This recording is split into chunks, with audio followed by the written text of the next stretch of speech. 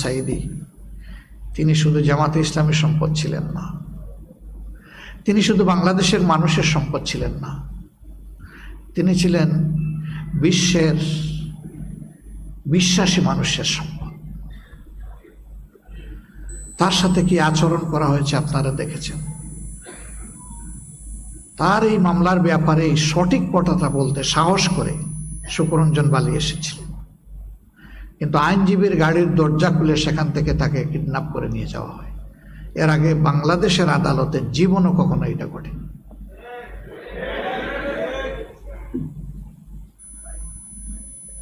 পাতানো ট্রায়ালের খবর মিডিয়া এসেছে, আপনারা দেখেছেন।